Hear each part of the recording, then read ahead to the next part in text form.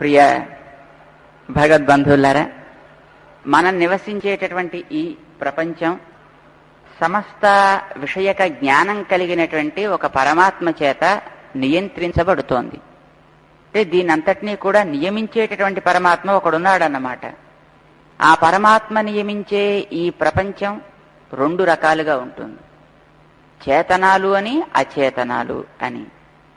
అచేతనాలుగా మనకు కనిపించేవి ఇవన్నీ కూడా శరీరాలంటాం. దీని లోపల దీనికి చైతన్యాన్ని కలిగించేటటువంటి ఒక వస్తువు ఒకటి ఉంది. దానికి లోపలుండి అది దీన్ని జీవింపచేస్తోంది కనుక ఇందులో కొన్నింటిని వాటిని మనం జీవము అంటాం. లోపలుండి అది ఏ ఏ ఏ ఏ వస్తువుని తనకి శరీరంగా పొందుతుందో అంతమేర అది వ్యాపించి ఉంటుంది కనుక దాన్ని ఆత్మ అంటాం. ఈ ఆత్మలు, ఈ అచేతన వస్తువులు ఇవన్నీ ఒకనాడు తనలో ఉంచుకున్నాడు వాసుదేవుడు అని ఆయనకి పేరు. దయ కలిగి ఆ దయ పొంగి దాంతోటి వీరందరికీ ఉపకారం చేద్దాం అని అనిపించినటువంటి ఆ వాసుదేవుడే ఇవన్నీ తనలోంచి బయటికి రావడానికి కావలసినటువంటి వ్యవస్థని ఏర్పాటు చేసుకున్నాడు. తానే ఒక వ్యూహాన్ని ఏర్పాటు చేసుకుని, కొంత ప్లానింగ్ ఏర్పాటు చేసుకుని, అందులో తాను అనిరుద్ధ స్వరూపంలో ఉంటూ తనలోంచి ఒక చతుర్ముఖ బ్రహ్మని తయారు చేసి అతడి ద్వారా ఇదంతా జరగడానికి తగినట్టుగా తనే ఆయనలో ఉండి మళ్ళీ ఈ కార్యక్రమాన్ని నిర్వహిస్తాడు. అలా ఆ వాసుదేవుడి చేత సృజించబడ్డ ఈ ప్రపంచమంతా 4 రకాలుగా ఉంటుంది అని చెబుతూ ఉంటారు. దేవతా శరీరాలు ధరించినటువంటి జీవులు లేక ఆత్మలు కొందరు, మనుష్య శరీరాలు ధరించినటువంటి వారు కొందరు, తిరియక్ శరీరాల్ని ధరించినటువంటి జీవులు కొందరు, స్థావర శరీరాలు ధరించినటువంటి జీవులు కొందరు. ఎందుకు ఇలాగ రకరకాల శరీరాలు వీళ్ళు ధరిస్తారంటే, గతంలో ఎప్పటి నుంచో వస్తుండేటటువంటి కర్మలని అనుభవిస్తే తప్ప తొలగించుకోలేరు కనుక, వాళ్ళంతట వాళ్ళు శరీరాలు ధరించి వాటిని తొలగించుకోనూ లేరు కనుక, తనే వాళ్ళకి తొలగించుకోవడానికి తగినట్టుగా ఈ ప్రకృతిని శరీరాలుగా ఇస్తే తద్వారా వాళ్ళకి కర్మభారం తగ్గి వాళ్ళ స్వరూపం ఏమిటో వాళ్ళకి తెలిసి ఆనందాన్ని పొందుతారు అని ఆయనకి మనసులో కలిగినటువంటి ఒక ప్రేమ, ఒక జాలి, ఒక వాత్సల్యం ఆయన చేత ఈ రకమైనటువంటి సృష్టి కార్యాన్ని చేసేట్టు చేస్తుందన్నమాట. ఆయన అలా బయటికి తీసిన వీటన్నింటిలోనూ వ్యాపించి ఉండకపోతే ఇవి పని చేయవు కనుక ఆశ్రమ కూడా తనే పడతానంటాడు. వాటిలో తను ప్రవేశించి ఉండి వాళ్ళకి కావలసినటువంటి శక్తిని ఇస్తాడు. సహజంగా జీవులకి జ్ఞానం ఉంది, కానీ వాడుకోలేరు. వాడుకోవడానికి కావలసినటువంటి శక్తిని తాను వెనకాతల ఉండి సప్లై చేస్తానంటాడు. మారగలిగేటటువంటి యోగ్యత ఉంది ప్రకృతికి, కానీ మారాలంటే దానికి ఏదైనా ఒకడు ఉండాలి వెనకాతల. సరే నిన్ను పెడతాను లోపల అంటాడు, జీవుణ్ణి ప్రవేశపెట్టాడు అందులో. ఆ జీవుడి ద్వారా తాను ఇంత ప్రపంచంగా పరిణమించాడన్నమాట. ఇదంతా కేవలం దయతో చేశాడు పని. ఈ పని అంతటినీ స్వామి. ఆ చేసిన వాడెవడు అనేది మనకి తెలియదు కదా. అంటే మనం నిన్న కాక మొన్న పుట్టాం, కానీ మనం పుట్టక ముందు కూడా ఈ ప్రపంచం అంతా ఉంది కదా. మన తాతగారున్నారు, వారికి తాతగారున్నారు, వారికి తాతగారున్నారు, వారికి తాతగారున్నారు. అలా ఎక్కడ దాకా ఉన్నారో మనకి తెలియదు. ఎప్పటి నుంచి జరుగుతోందో మనకి తెలియదు. దీని గురించినటువంటి డీటెయిల్స్ మనకి ఇవ్వడానికి ఏదైనా ఒక ప్రమాణం కావాలి. ఆ ప్రమాణం వేదము అని నిర్ణయం చేశారు. ఆ నిర్ణయం చేసినటువంటి వేదం ఎవరు నువ్వు, ఎవరు వాడు, ఎవరు ఇదంతా, ఎందుకు వచ్చింది ఇదంతా, ఎలా వచ్చింది ఇదంతా, ఎందుకు ఇలా ఉంటోంది, ఏమేం పనులు నువ్వు చేయతగును, ఎవరి కోసం చేయదగును అనేది నిర్ణయం ఆ వేదమే చేసి పెట్టింది. ఆ వేదాలన్నీ మనకేం చెబుతున్నాయంటే, పరమాత్మ నారాయణుడు తానంతటా వ్యాపించి ఉండి అన్నిటినీ కూడా తాను నడిపిస్తూ కేవలం తన లీలగా వీటన్నిటినీ కూడా నడిపిస్తూ ఉంటాడు కనుక ఆయన వాసుదేవుడు అంటాము. వేదాలన్నీ ఆయన్నే మనకి నిరూపిస్తున్నాయి. ఆయన నిరూపించడంలోనే వాటికి సార్థకత. చేసేటటువంటి క్రియాకలాపాలు ఇటు లౌకికమైనవి కానీ అటు వైదికమైనవి కానీ. లౌకికమైన అంటే ఇప్పుడు మనం తిరిగేవి, తినేవి, చేసేది ఇవన్నీ కూడాను, అవన్నీ కూడా లౌకిక క్రియాకలాపాలంటాం. మనం భోజనాలు చేయడం, ఇటోటు తిరగడం, ఇవన్నీ. ఈ లౌకిక క్రియలు కానీ మనం చేసేటటువంటి యజ్ఞయాగాది క్రియలు వైదిక క్రియలు అంటాం. ఏం చెయ్యాలి, ఎలా చెయ్యాలి, ఇవన్నీ కూడా వాసుదేవుడికి ఆరాధనా రూపంగా మనం చేయవలసినవే తప్ప వేరొకటి కావు. మనం చేసే ఆలోచన కానీ మనం ఇతరమైనటువంటివి సాధించేవి ఇవన్నీ కూడా లక్ష్యం ఆయన పొందడం. ఆయన ఎంతవాడో ఎలాంటి వాడో ఆ స్థితిని నువ్వు కూడా పొందాలి. అది నీకు గమ్యం అని మనకి ఆ వేదం తెలియచేస్తోంది. కనుక వేదములకు సారభూతమైనటువంటి తాత్పర్యం పరమాత్మ, పరం బ్రహ్మ, నారాయణ అనే పేర్లతో పిలువబడేటటువంటి ఇంకా అనేక పేర్లు ఉన్నాయి ఆయనకి. ఎన్ని పేర్లున్నాయో మనం విష్ణు సహస్రనామ స్తోత్రం పారాయణ చేస్తుండేటప్పుడు మనకి తెలుస్తుంది. అందులో 1000 నామాలు ఇచ్చారు. అంతేనా అంటే అంతే అనడానికి వీలేదు, ఎన్ని నామాలో తెలియవు. సరే ఎక్కడో ఒక చోట కాకపోతే ఇంకా మనకి ఓపిక ఉండదు కనుక పోనీ సరే ఎక్కడితో చేసుకో అని, అది ఓపిక లేకపోతే పోనీ 108 ఇచ్చి పోనీ ఎక్కడికైనా చేసుకో. అబ్బాయి అది చేత కాదండి అంటే పోనీ 24 నామాలు. 24 నామాలంటే అది కూడా కొంచెం కష్టమే సార్, పోనీ 12 నామాలు. 12 నామాలంటే మాటలటండి. పోనీ ఒకసారి పొండరీకాక్ష పొండరీకాక్ష పొండరీకాక్ష అనుకో, పోనీ చాలు మనకి సౌకర్యం. పోనీ అలా కాకపోతే పోనీ ఇంతేనా, పోనీ ఇంతేనా, ఇంతేనా చెయ్యి అంటూ మనకి ఎందుకోసం అండి, ఆయన కోసం మనం ఈ పనులన్నీ చేయడం అంటే అబ్బాయి సృజించిన వాడు ఆయనయ్యా. ఒకనాడు పేరు ఊరు లేకుండా పడి ఉండేటటువంటి వీటన్నిటికీ ఈ పేర్లు ఊర్లు ఆకృతులు కలిగేట్టుగా చేసినవాడు ఆయన. చేసుకోవడం చేత కాక పడి ఉండే వాళ్ళకి చేతనయ్యేట్టుగా ఈ రూపకల్పన వాడు చేశాడు ఆయన. అందుకోసం నువ్వు వాడిని గుర్తించు. జ్ఞానం ఉంది కదా, కృతజ్ఞత అంటూ ఒకటి ఉంటుంది కదా. ఉపకారం చేసిన వాడికి అరెరే థ్యాంక్స్ అండి అనగలిగేటటువంటి ఒక ఎబిలిటీ ఒకటి ఉంది కదా, వాడుకోదాన్ని. ఆయన చేశాడు వీటన్నిటికీ కూడా ఈ రకమైనటువంటి ఉపకారం. అచేతన వస్తువులని, నామరూపాలు లేని వాటిని నామరూపాలు కలిగేటట్టుగా తనలోంచి బయటికి వెలువరించినవాడు ఆయన. అంతటా ఉంటాడు ఆయన, అంతటా ఉంటాడు కనుక దీన్ని అంతటా వ్యాపింప చేయగలుగుతాడు. అలా ఎంత మేర వ్యాపింప చేశాడో మనకి తెలియదు, మనకి అందట్లేదు ఇప్పటికి. మనకి తెలిసిందో చిన్న భూమి గ్రహం తెలుసును, భూమి చుట్టూ ఉండేటటువంటి ఏవో కొన్ని గ్రహాలు తెలుసును, పైన కనిపించే ఏవో కొన్ని నక్షత్రాలు తెలుసును, కనిపిస్తున్నాయి కనుక అవేవో. కనిపించకుండా ఇంకా ఎన్నున్నాయో తెలియదు, ఎక్కడెక్కడున్నాయో మనకి తెలియవు, అవి ఎలా వచ్చాయో ఎందుకు వచ్చాయో మనకి తెలియవు, ఎలా ఉంటున్నాయో కూడా మనకి తెలియవు. వీటన్నిటికీ ఈ రకమైనటువంటి వ్యవస్థని ఏర్పాటు చేసిన వాడు ఆయన తనలోంచి బయటికి విడదీసి.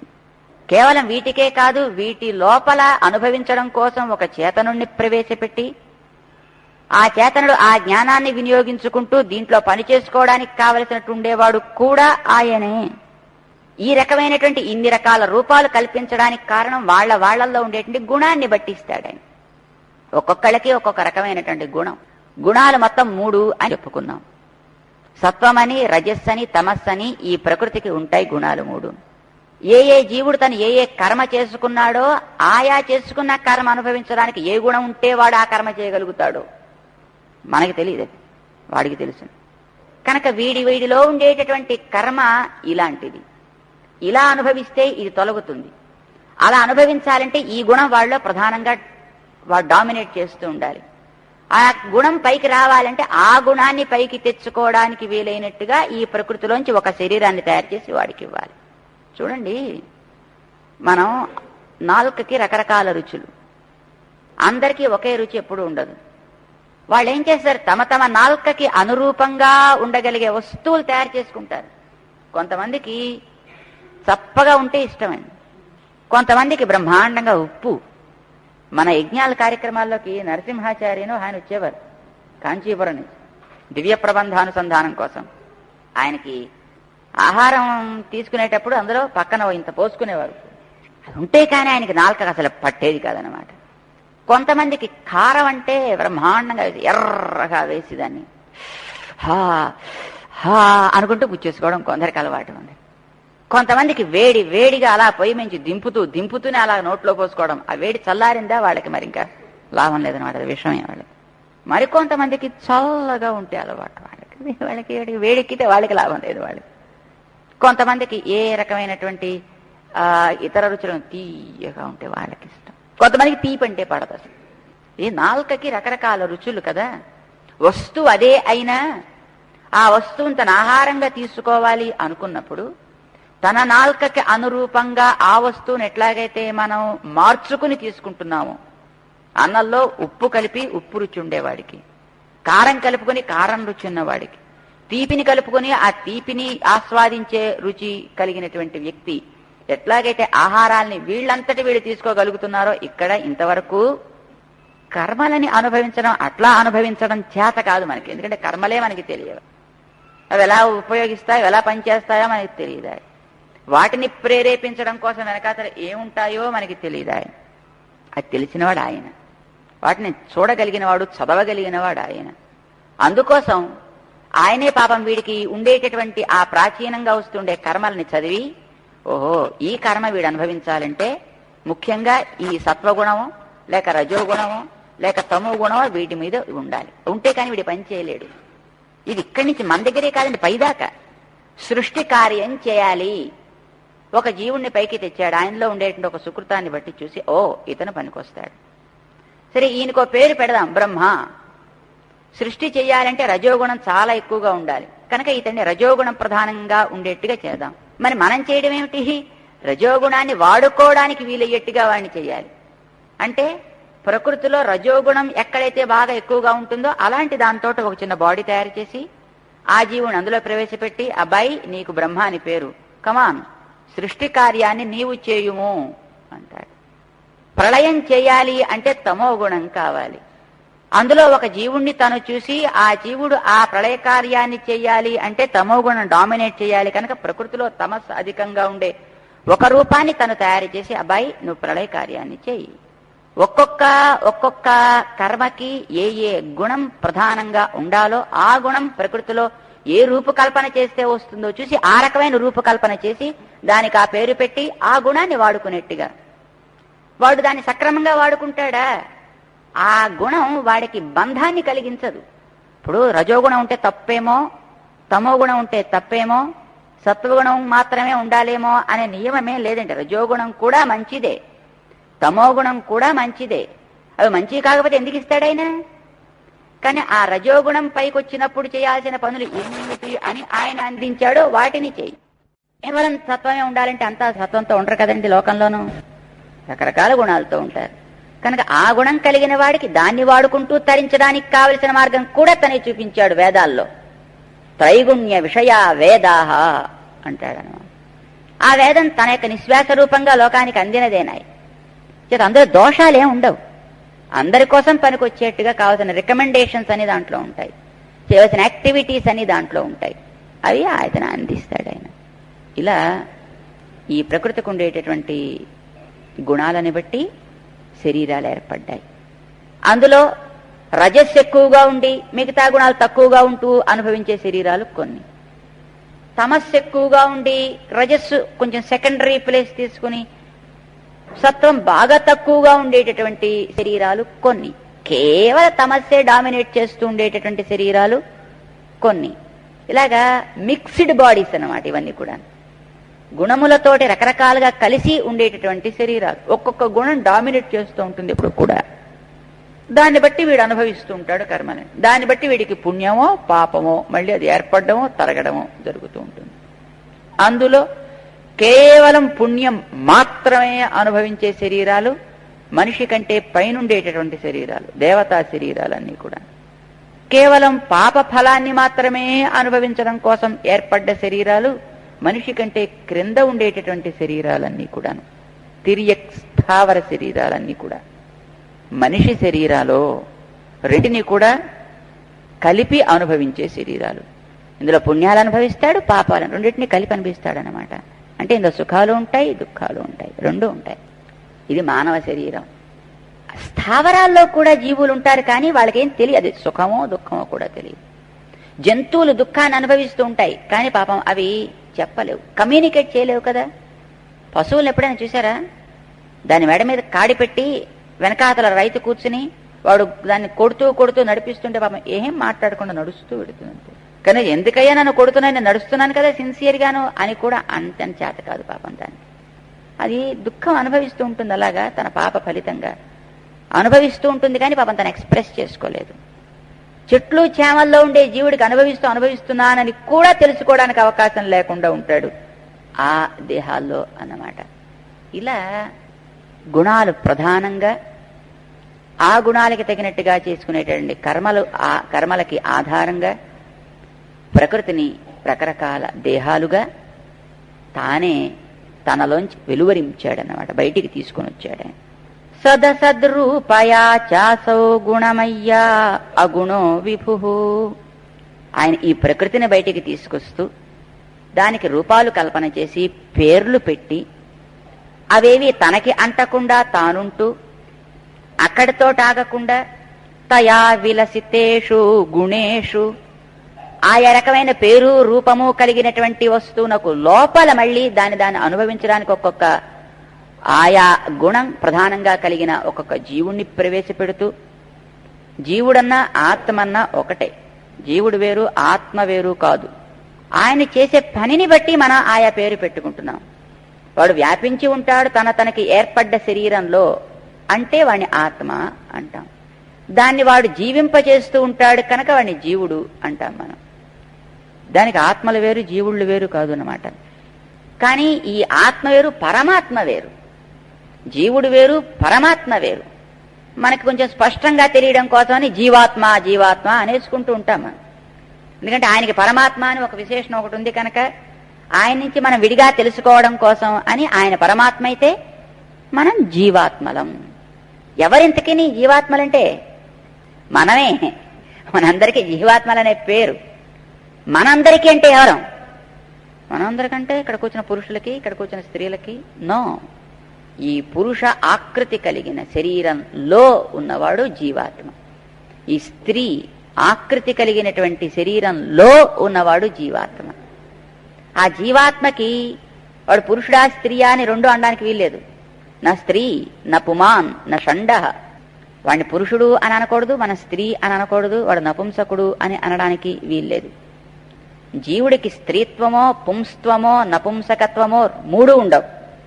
ఆ వచ్చేది కర్మ అనుభవం కోసం ఏర్పడ్డ శరీరానికి ఆ రకమైనటువంటి డిఫరెన్సెస్ ఉంటాయి. కనుక ఇప్పుడు స్త్రీలుగా కనిపించే ఈ శరీరాల్లో ఉండేవాళ్ళం మనమే, పురుషులుగా కనిపించే ఈ శరీరాల్లో ఉండేటటువంటి వాళ్ళు మనమే. ఆ మనం జీవులం. ఎంతవాడి జీవుడు అంటే చెప్పడానికి మరి చేత కాదు మనకి. ఏం చేస్తాం? ఎంత ఉంటాడు అంటే మనం చూపించడానికి పని. ఇప్పుడు గడియారం ఎంత ఉందండి అంటే ఇగో ఇన్నించులు వెడల్పు, ఇన్నించులు పొడుగు, ఏదో ఇన్నించులు ఎత్తు, ఇన్ని గ్రాముల బరువు అన్నాం మనం. ఇంత స్పేస్ను ఆక్రమించింది అని చెప్పుకున్నాం. అలాగే ఆత్మ ఎంత స్పేస్ ఆక్రమించును పరమాత్మ గురించి చెప్పుకున్నాం మనం. విభు అనుకున్నాం. ఆయన అంతటా ఆక్రమించి ఉంటాడు. మరి వీడు జీవుడు గారు ఎంతసేపు ఎంత ప్లేస్ ఆక్రమిస్తారు అంటే చాలా అసలు చెప్పడానికే చేత కానంత. సో స్మాల్, సో స్మాల్, చాలా చిన్నివాడు. కొలవడమే మనకి చేరక, కొలవడానికి కావాల్సిన పరికరాలే మన దగ్గర లేవు. మన దగ్గరికి అసలు ఎక్కడా లేవు. అంత చిన్నివాడు. లేదండి మేము అది పట్టుకొచ్చి ఒక పెద్ద భూతద్దంతో చాలా చిన్ని వస్తువులు కూడా మేము చూపిస్తే అంతకంటే కూడా ఇంకా వాడు చిన్నవాడు. ఇంకా చిన్నవి కూడా మేము దాన్ని బ్రేక్ చేస్తాం, అణువు దాకా పెడతామండి, ఫైన్. అణువు కంటే ఇంకా వాడు చిన్నవాడు. లేదండి అణువును కూడా మేము విడగొట్టి పరమాణువులు తీసాం, వండర్ఫుల్. ఆ పరమాణువు కంటే కూడా వాడు చిన్నవాడు. ఆ చిన్నితనానికి మేము అణువు అని పేరు పెడతాము అన్నారు మన వాళ్ళు. అణువు అంటే ఇప్పుడు మామూలుగా మనం చూసే ధూళి కణాల్లో ఎగిరేటటువంటిది ఇలాంటిది కాదు. అణువు అంటేను, అణువు అంటే మన సైన్స్ చెప్పినటువంటి సైజు కాదు. అణువు అనేది ఆత్మకు ఉండేటటువంటి ఆ సైజుకి పెట్టారు. ఏమిటి సైజు అనుకున్నాం? చిన్ని వాటి కంటే చిన్నదై ఉండుట. నువ్వెంత చిన్నవి చూపిస్తే అంతకంటే చిన్నదై ఉండుట, ఇంకా చిన్నవి చూపిస్తే దానికంటేనూ చిన్నదై ఉండుట. అంతే ఆత్మకి సైజు. కనుక ఏదైతే ఇకపై చిన్నది అని చెప్పడానికి వీలు కాదో, ఏదైతే ఇకపైన విడదీయడానికి అనే దానికి పనికిరాదో అది ఆత్మ యొక్క సైజు. దానికి అణు అని పేరు అన్నమాట. ఇది ఆత్మ. అలాంటి ఆత్మలు ఎన్ని చెప్పడానికి చేత కాదు, మనకి తెలియదు. అంతమంది ఉన్నారు ఆత్మలు. అంటే మనం అంతమంది ఉన్నాం అన్నమాట. ఇలా ఉండేటటువంటి మనం ఇన్ని రకాల శరీరాలు ధరిస్తున్నాం ఇక్కడ ఈ ప్రకృతిలో. వీళ్ళని ప్రధానంగా పెట్టుకుంటాడు. ఈ జీవుల్ని మనం ప్రధానంగా తీసుకుంటే మనం అంతా ఇక్కడ చేత కాకుండా పడున్నాం, కర్మ చేత బంధించబడి ఉన్నాం. కనుక మనకి బద్ధులని పేరు పెట్టారు. కొంతమంది భగవద్ అనుగ్రహం కలిగి ఆ భగవంతుడు వాళ్ళకి దయ చూపిస్తే బంధం తొలగింది, వాళ్ళకుండే ఆవరణ పోయింది, వాళ్ళు ముక్తులు అయ్యారు.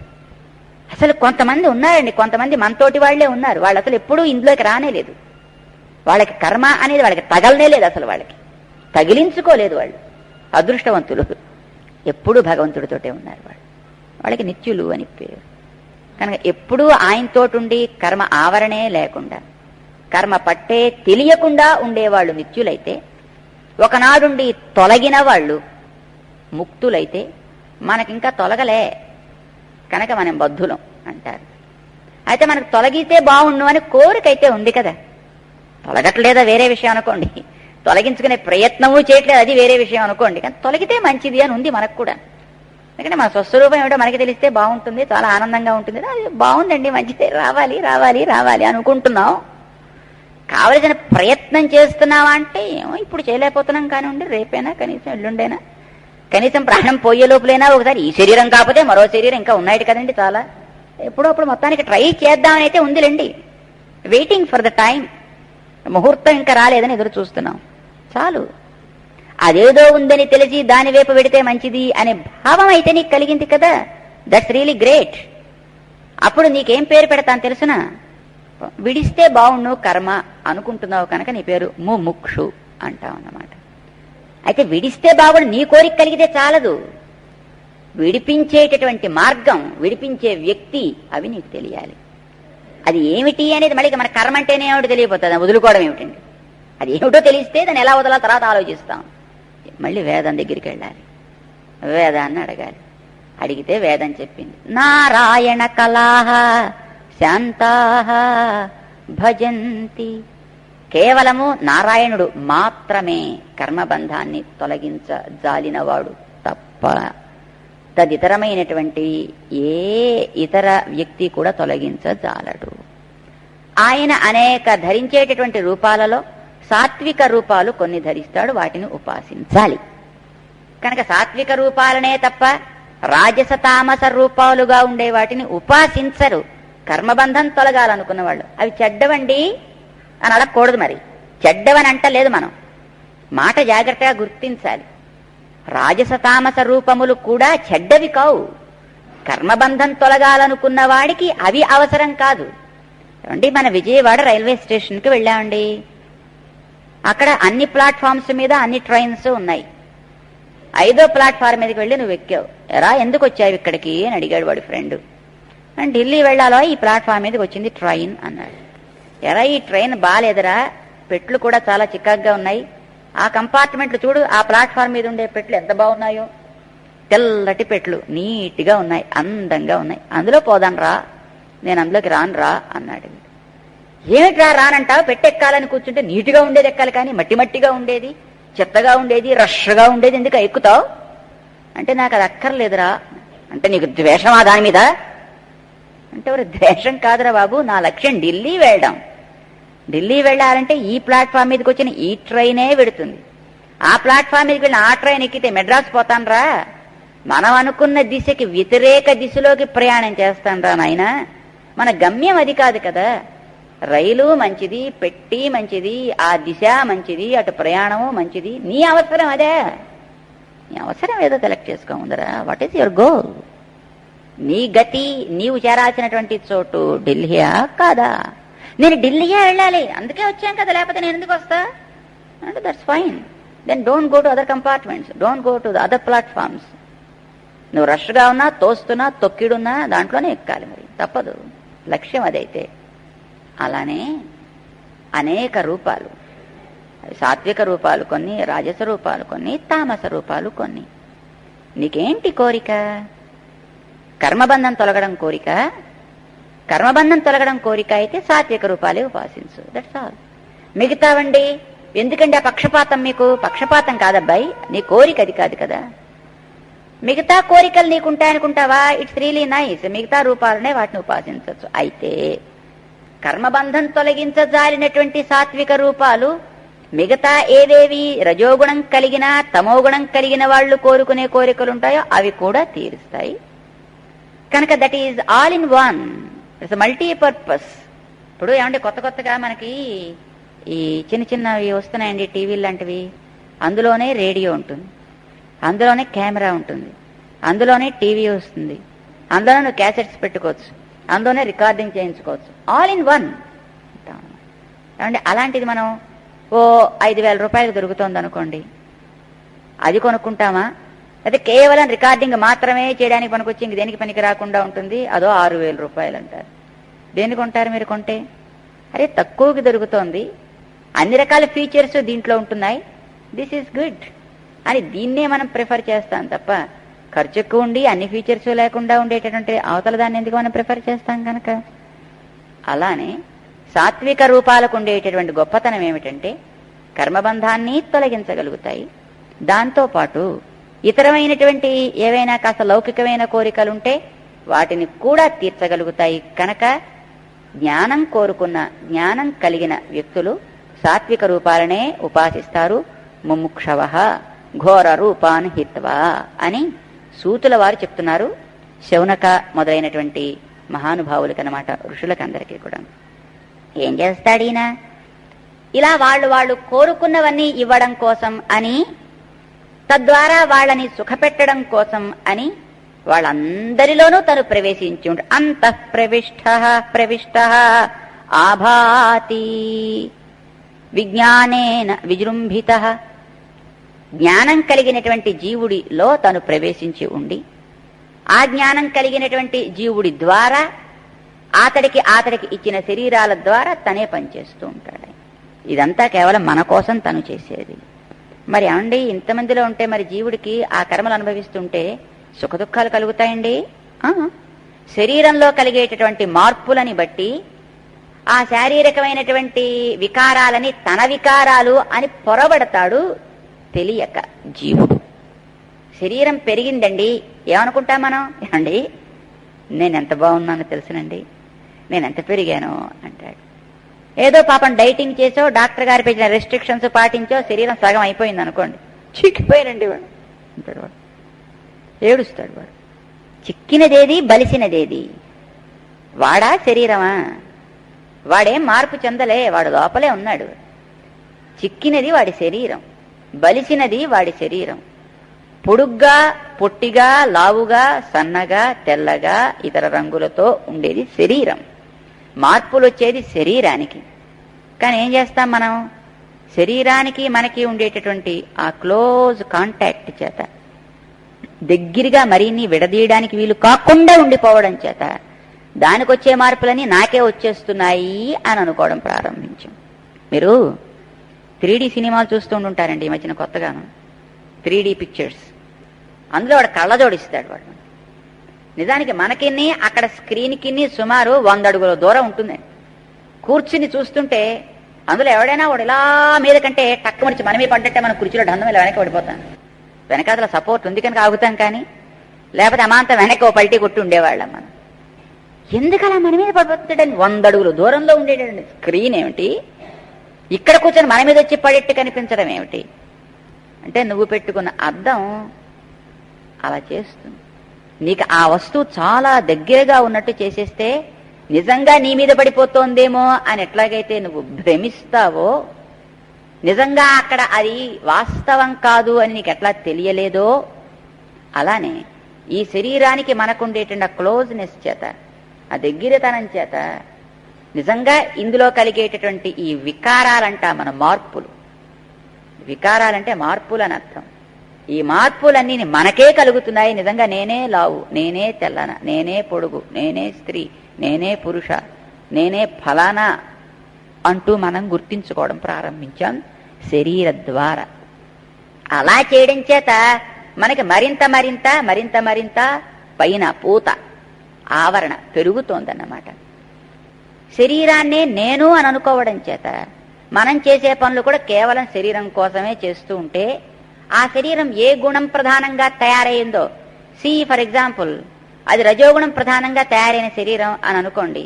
ఈ శరీరం నేనే అని అనుకుంటూ దాన్ని మరింత బాగా మనం బలపరుచుకోవడం చేసేటటువంటి పనుల చేత రజోగుణం వీడిలో మరింత మరింత దట్టంగా పేరుకోవడం ప్రారంభిస్తుంది.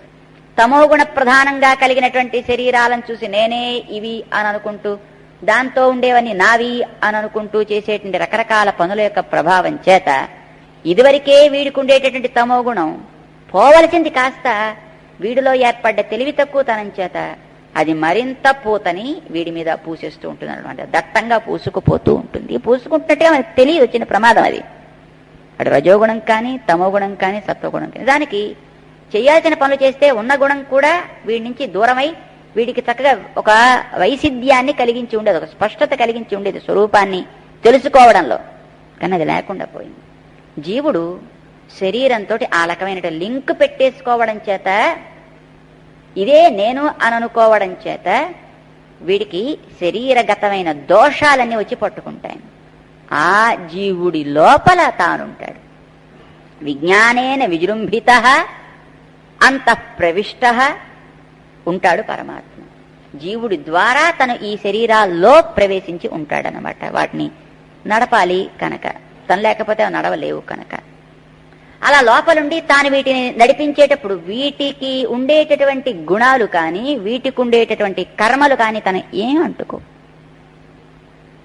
జీవుడికి అంటుకుంటాయి కానీ వాడికి దేవుడికి అంటుకో, పరమాత్మకి అంటుకో. జీవుడికి ఎందుకు అంటుకుంటాయి? లోపలుంటే ఇద్దరికీ అంటుకోవాలండి. ఒకడికి అంటుకుని ఒకటి అంటుకోకుండా ఉండొచ్చు ఏమిటండి? ఉండొచ్చా అంటే మరి మనం ఏం చెప్తాం?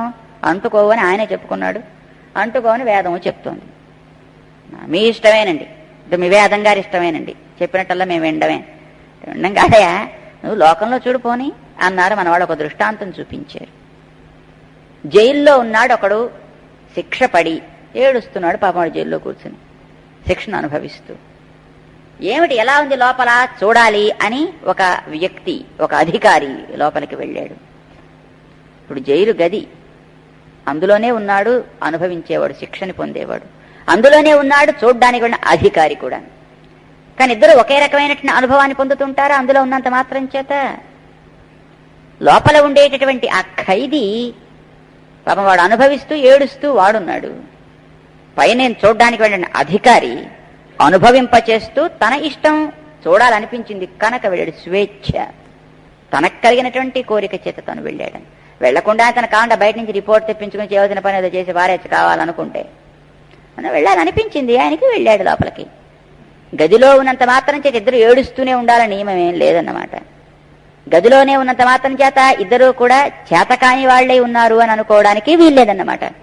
ఒకడు చేతకాని వాడై ఉన్నాడు, మరొకడు చేతనైన వాడే నడిపించతగి ఉన్నాడు. వాడికి కోరిక కలిగిందా? వీడి శిక్షను తగ్గించేస్తున్నాం అంటాడంతే. వాడికి 14 ఏళ్లు పడ్డదాన్ని వీడికి 10 ఏళ్లే చేసేస్తున్నాం. చాలా బాగా పనిచేస్తున్నాడండి కనుక వీడికి ఏడాదిలో రిలీజ్ ఆర్డర్ వేసేస్తాడంతే. బస్ బయటకు వచ్చేస్తాడు వాడు. వాడికి 14 ఏళ్ళ శిక్ష ఉండుగాక. అలాగే ఈ జీవుడు కనుక చెయ్యాల్సిన పనిని సిన్సియర్గా చేసుకుంటూ ఉండి ఉంటే జైల్లో అధికారి అప్పుడప్పుడు వస్తాడు, రాకపోతే పోవచ్చు. కానీ పరమాత్మ వీడితో ఎప్పుడూ లోపల చేరే ఉన్నాడు కనుక వాడు చేసేవని సిన్సియర్గా చేస్తున్నాడు, ఎలా చేస్తున్నాడు చూస్తూనే ఉంటాడు కనుక వీడు సక్రమంగా పాటిస్తున్నాడు రూల్స్ రెగ్యులేషన్స్ ని. దానికి దయ కలిగితే పోన్లేవా నీకు ఇంకా 14 బర్త్స్, 14 జన్మల్లో అనుభవించాల్సి, 14 కోట్ల జన్మల్లో అనుభవించాల్సినటువంటి కర్మ ఉంది నీకు. కానీ 14 నిమిషాల్లో నీకు రైట్ ఆఫ్ చేసేస్తున్నాం అనుభవించడం కోసం. Get out. 14 నిమిషాల్లో మరి ఇంకా వాడికి ఇంకేం అవసరం లేదనమాట. మిగతా అంతా కూడా రిటర్న్ ఆఫ్ అయిపోయింది, తొలగించేశాడే. అలా చేయగలడు కానీ ఆయన అలా చేసేట్టు నువ్వు ఉండాలి కదా. ఎందుకు చేయడండి?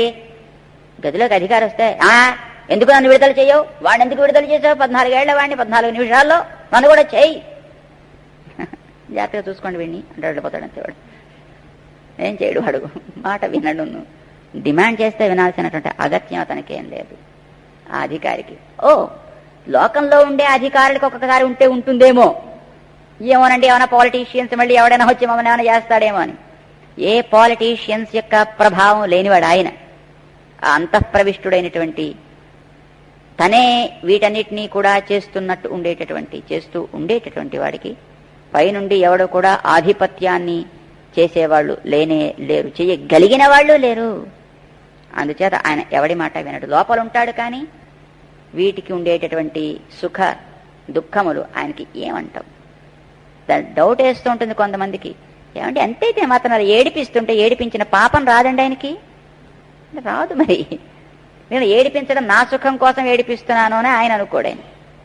అరే పాపం వీడికి ఇట్లాంటి కర్మ ఉందే, ఈ రకమైనటువంటి శోకం ద్వారా అది తొలగితే వాడికి శ్రేయస్సు అని కేవల జాలి చేత, కేవలము కారుణ్యం చేత చేస్తాడు తప్ప అందులో ఏ రకమైన ప్రయోజన అపేక్ష ఆయనకి లేనే లేదు. ఏదో తను సాధించాలి, పొందాలి దీనివల్ల అనేటువంటి బిజినెస్ మెంటాలిటీ ఆయనకి సుతరాం లేదన్నమాట. అందుకోసం ఆయనకి ఇవేమి అంటనే అంటవు. కానీ మరి మనకో, మిగతా జీవులకో ఇవన్నీ అంటుకుంటూ ఉంటాయి. యథాహి అవహితో వహ్నిః దారుష్వేకః స్వయోనిషు నానేవ భాతి విశ్వాత్మా భూతేషు చ తథా పుమాన్. ఇన్నింటిలోనూ తాను వ్యాపించి ఉంటాడు కనుక ఇదంతా తనే అనేచ్చు మనం. తనే అంటే తనకి శరీరముగా ఉన్నది అని అర్థం అన్నమాట. ఇప్పుడు ఈ పైనుండేది మనం అని అంటలేదండి. నిజానికి ఇది మన శరీరం, కానీ నేనే అంటలేదు, చూపించట్లేమని దాంట్లో చేసుకుని. శరీరం మీద బట్ట వేసుకుంటే నేనేనండి అంటున్నాం. అనొచ్చా అలాగా? నేను అనే బట్టను చూపించచ్చా? శరీరంగా ఉండి, మన ఆధీనంలో ఉండి, మన కోసం ఉండి, మనం వేసుకుంటే తానుంది కనుక ఆ మనలో దాన్ని మనం చేర్చుకోవచ్చు. అలా ఉంటూ ఉన్నంత వరకు. నేను అలా ఉండను అని ఎప్పుడైనా కాస్త దానికి స్వాతంత్ర్యం డిక్లేర్ చేసుకోవాలనిపిస్తే జాగ్రత్త తీసి పక్కన పెట్టేస్తాం. అదేదో డిక్లేర్ చేసుకుని పోవడానికి ముందరే పైన వేసుకున్న బట్టికి స్వాతంత్ర్యం కావాలి, ఐ వాంట్ ఇండిపెండెన్స్, స్వాతంత్ర్యము నా జన్మ హక్కు అనుకుని అది కూడా బయలుదేరింది అనుకోండి మన ఒంటి మించి. ఘోరం కదండి.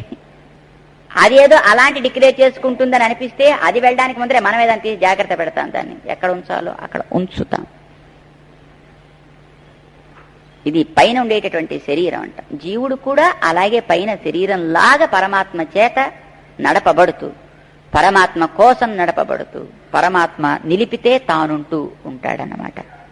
చూడండి, ఎప్పుడైనా మనం ఒక కర్రను వెలిగిస్తాం అనుకోండి, నిప్పును వెలిగించాం, దాంట్లోంచి మంట వస్తుంది.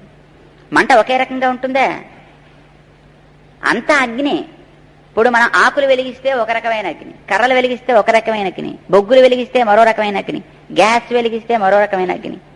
అగ్ని ఒకటే అయినప్పటికీ కూడా ఆ పైన ఏర్పడేటటువంటి రకరకాల షేప్ ఎందెందులోంచి బయలుదేరిందో దానికి తగినట్టుగా ఒక్కొక్క షేపు ఆయా ఆయా అగ్నికి వస్తున్న అగ్ని ఒకటే, కానీ అవి ధరించేటటువంటి రూపాలు మాత్రం మారుతూ ఉంటాయి. నిప్పు దుష్టము అంటామా మనం?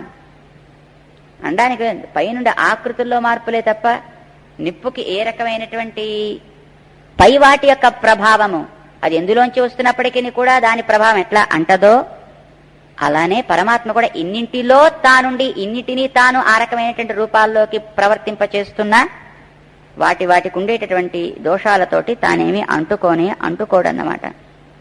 ఇందులో ఉంటూ వీటన్నిటినీ కూడా ఆయా కర్మలకి తగినట్టుగా వాటికి ఏర్పడ్డ ఆ శరీరాలతోటి ఒక్కొక్కనాడు శరీరాన్ని పెంచుతూ ఒకనాడు తరిగిస్తూ ఇన్నిటికీ ఉండేటటువంటి ఆధారమైనటువంటి ఈ ప్రకృతిని ఒక్కొక్కనాడు తనలో చేర్చుకుంటూ తిరిగి తనలోంచి బయటికి తెస్తూ లక్ష్యం ఆయనకేమిటి?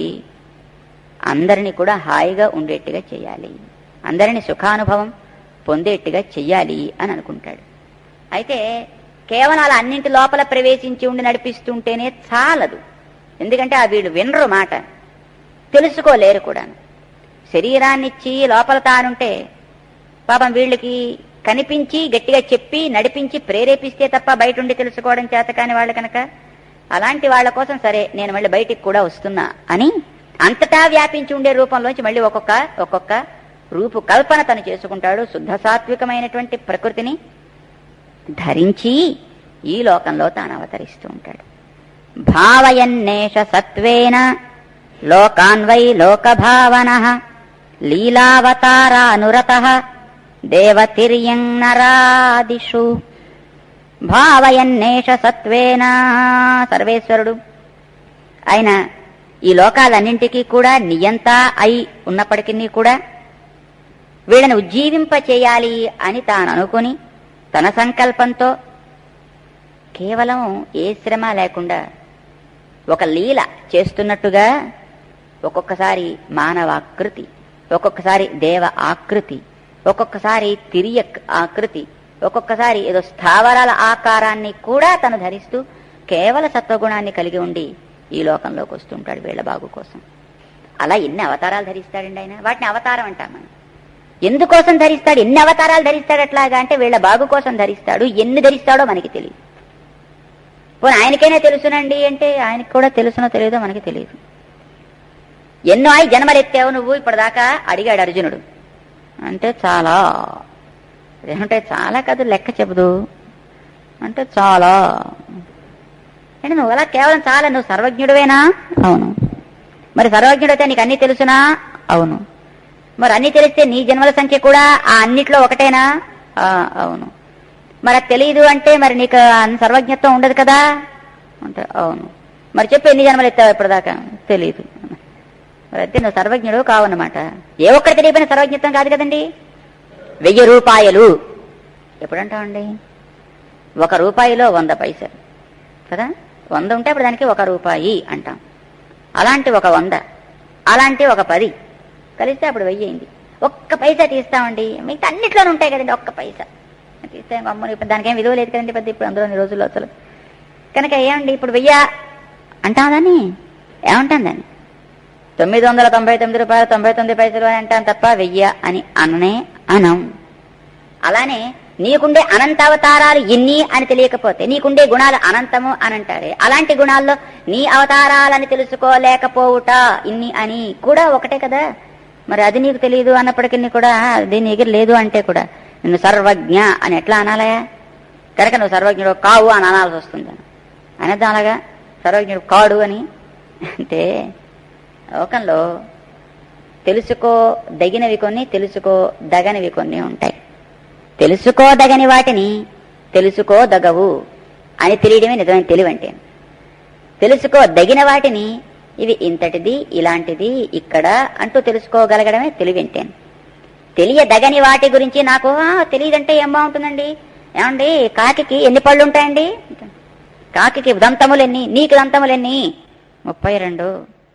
కాకి దంతములు తెలియనా అంటే తెలియదు. That's wonderful answer. వాడికి 100 మార్క్స్. తెలీదు అంటే ఏమోనండి ఎక్కడ తెలివి తక్కువతనం బయటపడుతుందో అని ఏదో తెలియ చెప్పబోతే దాన్ని మూర్ఖత అంటారు అన్నమాట. అజ్ఞానము అని అంటామన్నమాట. తెలియ తగని వాటిని గురించి తెలీదు అని తెలుసుకోవడమే నిజమైన తెలివి అని అంటే. అలాగే నా అవతారాలు కూడా ఇన్ని అని లెక్క పెట్టకుండా ఉన్నాయి కనుక లెక్క పెట్టడానికి వీలు కానన్నీ ఉన్నాయి కనుక ఇన్ని అని తెలీదు అని చెప్పడమే నిజమైనటువంటి తెలివి అంటారు. కానీ ఏదో ఏంటంటే 5637 అంటే అది తప్పు అనమాట. అది అజ్ఞానాన్ని సూచిస్తుందంటారు. అది ఎన్ని అవతారాలు తెలియదు. అయితే అన్నిటి గురించి మనం తెలుసుకోలేం, కానీ కనీసం కొన్నిటిలో ఆయన ఎట్లా ఈ లోకాన్ని బాగు చేయడం కోసం ఉపకారం చేశాడో అయినా తెలుసుకోవడం అవసరం. మరి వాడి మీద ప్రేమ కలగాలని కదా అనుకున్నాం. భగవంతుడి మీద మనకి ప్రేమ కలిగి ఆ భగవంతుడిని మన హృదయంలో చేర్చి ఆ భగవంతుడి యొక్క అనుగ్రహం వల్ల మాత్రమే ఇదివరకిటి నుంచి ఉండే సత్వరజస్సులు పక్కకు జరిగితే, వాటి వల్ల ఏర్పడే కామక్రోధాదులు దొరికితే, అవి జరగడం వల్ల మనం చేసేటటువంటి పనులకి కావలసిన ప్రశాంతత మనస్సులో ఏర్పడితే అప్పుడు భగవంతుడంటే ఏమిటో తెలిస్తే ఆ తెలివితో భగవంతుడి కోసం ఇది నేను చెయ్యాలనే జ్ఞానం కలిగి చేయడం ప్రారంభిస్తే కలిగేది నిజమైన భగవత్ ప్రేమ. జ్ఞానం ఉన్నందుకు కలగాల్సినది అది. అంతవరకు మరి వెళ్ళాలి అంటే ఆయన గురించి వినాలి, తెలుసుకోవాలంటే ఆయన అవతారాలు చేసిన పనులు ఇవే కదా ఆయన గురించి తెలుసుకోవడం అంటేను. వీటిని పక్కన ఆ చేసిన పనులని చెప్పకండి, అవన్నీ తీసి పక్కన పెట్టండి, చెప్పండి ఇప్పుడు ఆయన గురించి అంటే ఏం చెప్తాను? చేత వాడి గురించి తెలుసుకోవడం అంటే వాడు ఎలా పుట్టాడు, ఎట్లా పెరిగాడు, ఎక్కడ పెరిగాడు, ఏమేం చేశాడు, ఎలా చేశాడు, ఎప్పుడెప్పుడు చేశాడు, ఇవన్నీ కూడా తెలుసుకోవడం అన్నమాట. ఆయన గురించి తెలుసుకోవడం అని అంటే తెలుసుకుంటే ప్రేమ కలుగుతుంది. ప్రేమ కలిగితే మిగతా లింక్ అంతా ఏర్పడుతుంది అన్నమాట. చేత అలా ఆయన అవతరించిన చేసిన పనులకి ఆధారం ఇగో ఓ కొన్నేనా కనీసం మనం తెలుసుకుందాం అని ఓ సుమారు 22 అవతారాలను గురించి స్మరించుకుంటారు సూతుల వారు. ఎక్కడ? నైమిశారణ్యంలో. ఎవరితో చెబుతూ? శౌనక మొదలైనటువంటి మహర్షులు అక్కడ ఉన్నారు చాలా మంది. వాళ్ళందరి దగ్గర కూడా తను ఆ స్వామి అవతరించినటువంటి విధానాన్ని వర్ణించాలని, ఇక్కడ అన్ని ఆయన కోసం చెందినవే, అన్ని ఆయన వస్తువులే కనుక దాన్ని స్మరించడం ప్రారంభిస్తారు మన సూతుల వారు. హరయే నమః జగృహే పౌరుషం రూపం భగవాన్ మహదాదిభిః సంభూతం షోడశకలం ఆదౌ లోక శుశ్రూషయ. మొట్టమొదట స్వామి ఒక అద్భుతమైనటువంటి ఒక రూపాన్ని ధరించాడు. అది ఒక పౌరుష రూపం, ఒక పురుష స్వరూపాన్ని ధరించాడు ఆయన. ఇదంతా జగత్తంతా సృజించాలి అని అనుకున్నాడు ఆయన. ఎందుకంటే నామరూపాలు లేకుండా వీళ్ళంతా పాపం అలా ఎక్కడో మగ్గిపోయి ఉన్నారు కదా, మగ్గిపోయిన వాళ్ళు బయటికి తీసుకొచ్చి వాళ్ళని పాపం విడుదల చేయాలి అని అనుకున్నాడు. మరి విడుదల చేయడానికి ఏదో ఒక స్థానం కావాలి కదా, ఆ స్థానం ఎక్కడి నుంచి తీసుకురావాలి, ఎలా తీసుకురావాలి అనేది ఆలోచన చేస్తూ తనతో చేరి ఉండేటటువంటి వాటిని ఒకసారి సంభూతం షోడశ కళం, ఓ 16 కింద తనలో వాటన్నిటిని విడదీయాలి. ఇది ఆయన ప్లాన్ మొట్టమొదటి అనుకున్నాడు అన్నమాట. ఏంటది? తనతో చేరి ఉండేటటువంటి ఒక పంచభూతాలని తక్కువ బయటికి తీశాడు ఆయన. ఆయా భూతాలు ఒక రూపు ధరించి పని చేసుకోవాలంటే దానికి కొన్ని ఇన్స్ట్రుమెంట్స్ కావాలి. ఇప్పుడు కారు తయారు చేసామంటే చక్రాలు కావాలి, దానికి స్టీరింగ్ కావాలి, ఇవన్నీ కావాలి కదా. అలానే ఈ పంచభూతాలతోటి వాళ్ళు ఉండేటటువంటి జీవులు ఉండడానికి తగినట్టుగా చోట్ల ఏర్పాటు చేద్దాం అనుకున్నాడు. ఆ చోట్లలో వాడుకునేటటువంటి పరికరాలు కూడా సాధన సామగ్రి కావాలి కనుక ఇంద్రియాలను విడదీదని 11 ఇంద్రియాలని తీసేయండి బయటికి. ఏమేంటి 11 ఇంద్రియాలు అంటే 5 జ్ఞానేంద్రియాలు, 5 కర్మేంద్రియాలు అంటాం. జ్ఞానేంద్రియాలంటే బయట ఉండేటువంటి వాటికి సంబంధించినటువంటి విషయాల్ని లోపలికి తీసుకొచ్చి పోసేది. అంటే మనం రకరకాల వస్తువులను చూస్తున్నామే చుట్టూను, ఆయా వస్తువుల్లో ఉండే రూపం ఒక విషయం అంటాం. దేనికి? చక్షురింద్రియానికి. ఆ చక్షురింద్రియం ఉండే చోటు మన కన్ను. ఇక్కడ ఉంటుంది ఆ చక్షురింద్రియం. అది ఏం చేయాలి? రూపాల్ని గ్రహించాలి. తెలుపా, నలుపా, ఎరుపా, పసుపా, మరొకట, మిక్స్డ్ కాంబినేషన్ కలరా, ఎక్కడైనా సరే రూపాల్ని గ్రహించాలంటే చక్షురింద్రియం మాత్రమే ఉండాలి. అంతే. నువ్వు కళ్ళు మూసేసుకున్నా కనిపించలేదండి అంటే కనిపించదు కదండి. అలాగా మన చుట్టూ ఉండేటటువంటి వస్తువులకి రుచులున్నాయి. ఆ రుచిని గ్రహించాలంటే ఇంతింత కళ్ళు చేసుకుని చూస్తే నీకు రుచి ఏం తెలియదు. రుచి తెలియాలి అంటే రసనేంద్రియం అని ఒకటి పని చేయాలి. ఆ రసనేంద్రియం ఉండే చోటు నాలుక. అది బాగా పనిచేస్తోంది. నువ్వు గుర్తించేటటువంటి ఈ చుట్టూ ఉండే వాటిల్లోని రసములని, రుచులని గుర్తిస్తావు అన్నమాట. ఏం చేస్తోంది అది? ఆ రుచిని నువ్వు గుర్తించావు అంటే పట్టుకొచ్చి నీ లోపల రికార్డ్ చేసింది అన్నమాట. తక్కువని ఫోటో తీసింది, దాని లోపల ప్రిజర్వ్ చేసింది అంటాం. అలానే శ్రవణ ఇంద్రియం చెవి దగ్గర ఉంటుంది. అది శబ్దాలని గ్రహిస్తుంది. ఏదైనా 2 వస్తువులు కలిసాయి, ఏర్పడ్డది శబ్దం, అది గుర్తిస్తుంది. నువ్వు చెవులు పని చేయకుండా కళ్ళు మూసేసుకున్నా, కళ్ళు తెరిచో, లేకపోతే నోరు మూసుకున్నా, నోరు తెరిచో ఉన్నప్పటికీ కూడా శబ్దం నీకు గ్రహించబడదు. అలాగే స్పర్శ, అది త్వగింద్రియం, అది చర్మం అంతా ఉంటుంది గుర్తించడానికి. అలాగే ఘ్రాణేంద్రియం అంటారు, ముక్కు దగ్గర ఉంటుంది, అది వాసనలు గుర్తించడానికి అనమాట. ఈ 5ని మనం జ్ఞానేంద్రియాలు అంటాం అన్నమాట. అలాగే పనులు చేసుకోవడానికి, నీలో ఉండేటటువంటి ఎనర్జీని బయటికి విడుదల చేయడం కోసం చేతులున్నాయి, పనులు చేసుకోవచ్చు. కాళ్ళున్నాయి, పనులు చేసుకోవచ్చు. మన మాటలాడేటటువంటి వాగింద్రియం ఉంది, అది కూడా నాలుక దగ్గరే ఉంటుంది అన్నమాట, నాలుక మీదే ఉంటుంది. ఇలాగా మన శరీరంలో ఉండేటువంటి మలమూత్రాలని విడుదల చేయడానికి 2 ద్వారాలు పెట్టారు. అవి 2 కర్మేంద్రియాలు అంటాం. చేత మలమూత్ర ద్వారములు, పాదములు, చేతులు, నాలుక, మాట్లాడేటటువంటిది, ఇవన్నీ కలిపి ఏమంటాం మనం? ఇంద్రియాలంటాం. మనం ఈ కర్మేంద్రియాలంటే బయట ఉండే, లోపల ఉండే శక్తిని బయటికి తీసుకెడుతుంటాయి. జ్ఞానేంద్రియాలు బయట ఉండే విషయాలను లోపల తీసుకొచ్చి రికార్డు చేస్తుంటాయి. ఇన్నిటినీ కూడా కమాండ్ చేసేటటువంటి కంట్రోలర్ వెనకాతల మనస్సు గారు ఒకరున్నారు. ఇవి మొత్తం 11. 5 5 ప్లస్ 1. ఇవన్నీ ఉండడానికి చోట్లుగా పంచభూతాలు. వాటిని తమాషాగా మిక్సప్ చేశాడు ఆయన. చేసి దాంట్లోంచి గోళాలు తయారు చేసి ఒక్కొక్క దాంట్లో ఒక్కొక్క బ్రహ్మగారిని పెట్టేసి పంపించాడనమాట. చెలవు అని అంటుంది. అలా చేయడం కోసం మొట్టమొదటి తను ప్రారంభించాడు. ఇది మొట్టమొదటి భగవంతుడి యొక్క సృష్టి చేయడానికి చేసే ఉద్యమం అంటాం అన్నమాట. దానికోసం ఒక రూపాన్ని తను ధరిస్తాడు. జగృహే పౌరుషం రూపం భగవాన్ మహదాధిపి. మహదాదులు అంటారన్నమాట ఈ పంచభూతాలు ఏర్పడడానికి ముందు ఉండేటటువంటి ఒక స్థితిని మహత్తని, అహంకారమని. సంభూతం షోడశకళం ఆదౌ లోక శుశ్రూక్షయ. లోకాన్ని సృజించాలనే కోరిక శుశ్రూక్ష అంటాం. దానితోటి ఆయన ప్రారంభించాడు. ఒక్కొక్క అవతారాన్ని గురించి ఆ తర్వాత వర్ణించడం ప్రారంభిస్తారు శ్రీ సూతుల వారు. అది ఎట్లా వర్ణించారో, ఎన్ని అవతారాలను వర్ణించారో మనం చెప్పుకుందాం.